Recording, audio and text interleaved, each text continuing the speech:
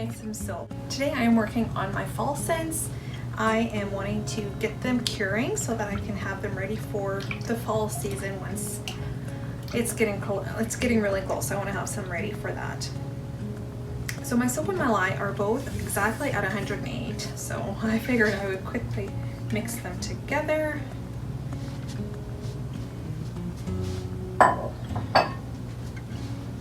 And at this point I add my kaolin clay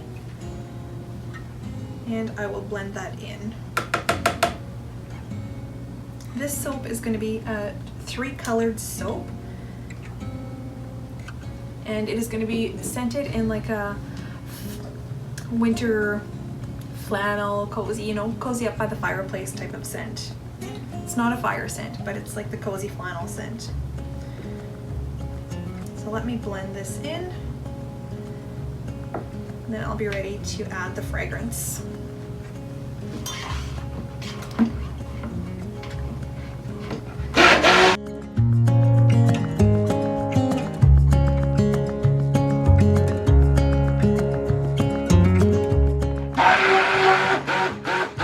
To mix the oil and the lye, I just mix it until it is nicely incorporated and I have no oil streaks. I try to get it to trace once I have added the color and the fragrance.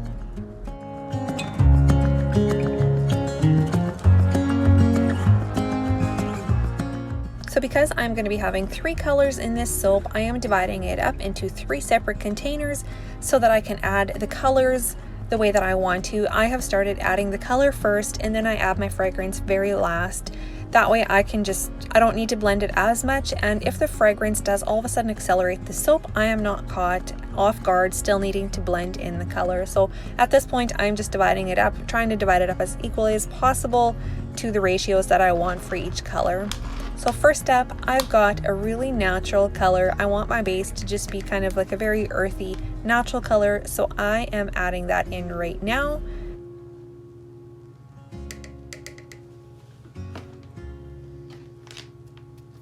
For my second and middle color, I am adding some French green clay just to kind of get it really soft, subtle green color.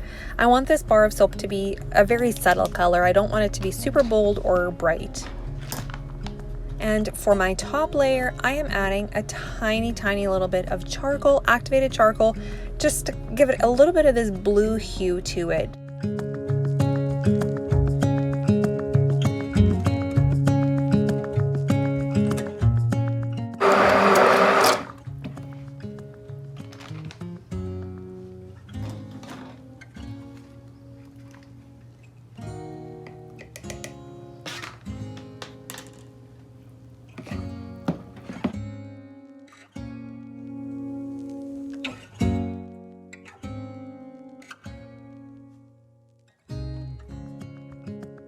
Blending is such a huge part of soap making. I feel like, yeah, there is so much blending going on. Just a little bit of spurts, a little bursts of blending, stirring, but you know, you have to get it to be just the right consistency before it, you know, doesn't get too thick, or if it's too runny, to be able to do the different things that you want to do for whatever design you're wanting to work with. And with this recipe, with this blend of soap or whatever, I felt like I had to blend quite a bit to get it to be the thickness that I wanted to be able to put the layers in properly and get some defined coloring.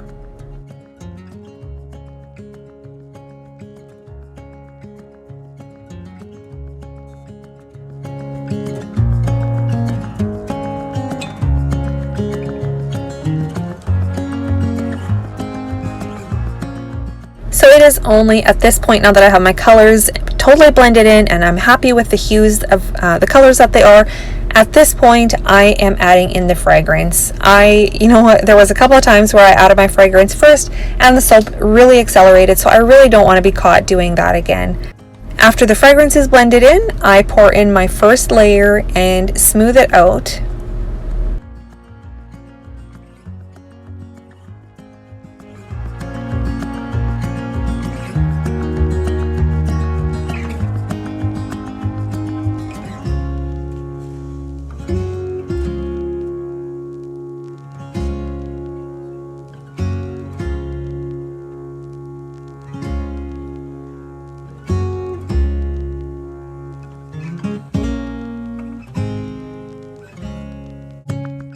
the second layer, I did blend it a little bit thicker just to have it be a little more firm while I'm pouring it on, and that the third layer is going to be able to sit on top of that one as well yet.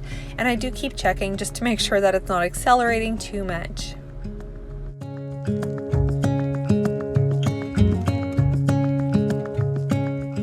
And to make sure that I'm getting a smooth pour, I'm pouring it over my spatula just so that it doesn't go down deeper than I want it to in any spots, and it worked really well.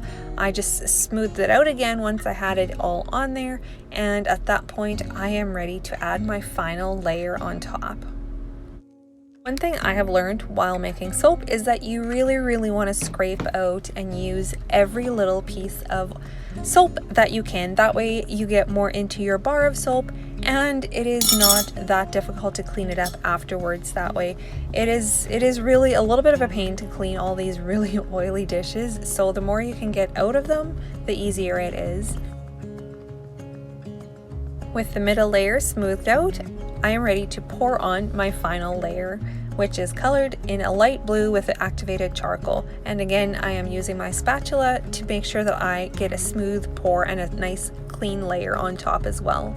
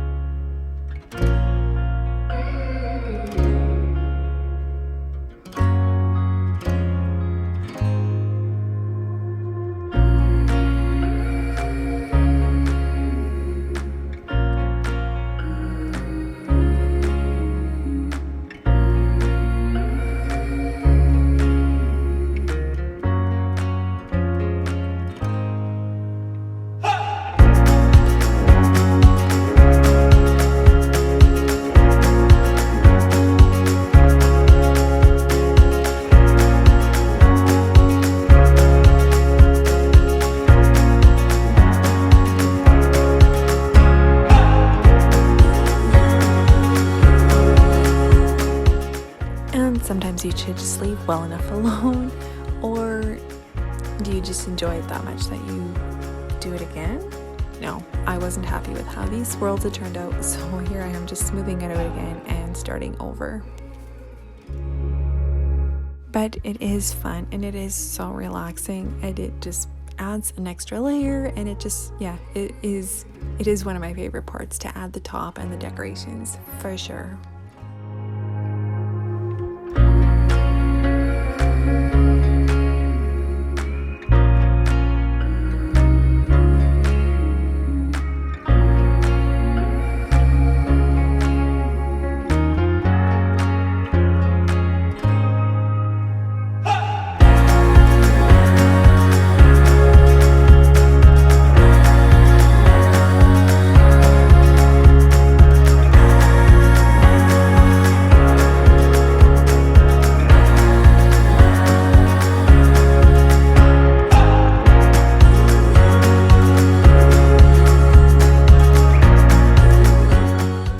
And for the little extra decoration on top, I am using these delicate little jasmine flowers that just really pop on this beautiful soap.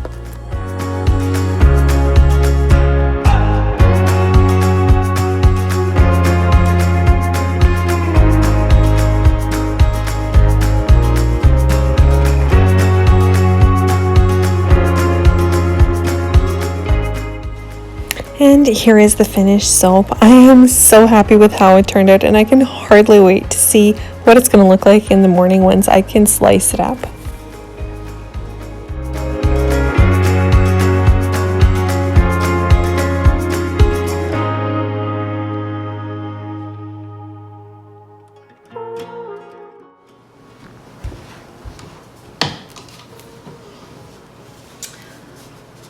Alright, I am so excited to cut into this one. This is the loaf that I made yesterday. It is kind of like a cozy sweater weather type of scent. I think it's going to have a name of something like that. So let's unmold it. This one is supposed to have very pronounced layers. I tried really hard to get the layers to be really nice and clean. So I am very curious to see if that worked or if they got kind of blended or smudged while I was pouring in. I did try to pour it at a little bit of a thicker consistency. So yeah, we'll see how that worked out. And then I got these beautiful little delicate jasmine flowers on top with a little bit of a design on the top there as well. So let's take it out of the mold and see what kind of a design we have in this one.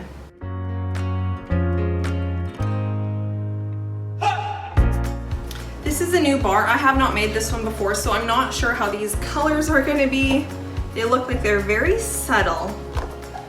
I colored this bar with all natural colorants. There is no micas or dyes or anything in there. It is a very natural colored with clays is how I colored this one. So I am very excited about this one. I think it's absolutely beautiful, very subtle, very cozy fall vibes. So let's cut into this one and see what this one's gonna look like. I think this one's gonna be a hit, definitely a hit. It looks beautiful.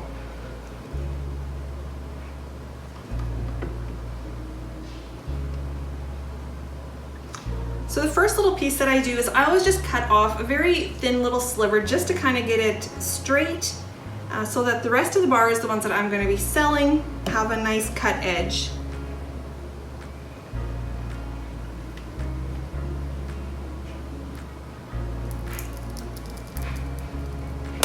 And the loaf size that I am making is so that I can get 10 1-inch bars out of it.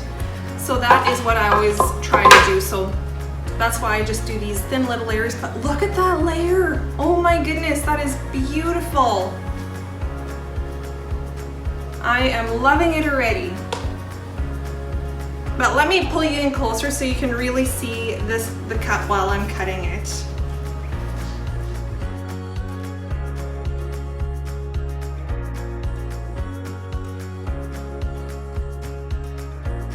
Just look at that. I am so pleased with how it turned out with those soft colors. It is just exactly how I had hoped that it would turn out. There is just something so satisfying about cutting into a new bar of soap. Just the anticipation to see what the inside is going to look like.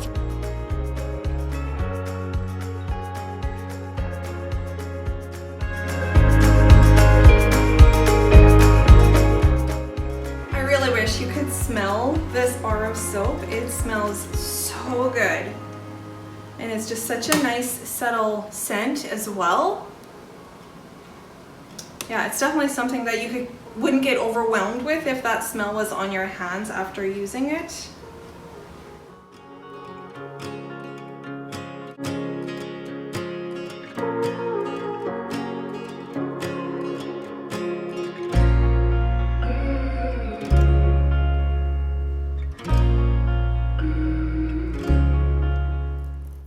Once the soap has been cut, it is ready to be beveled.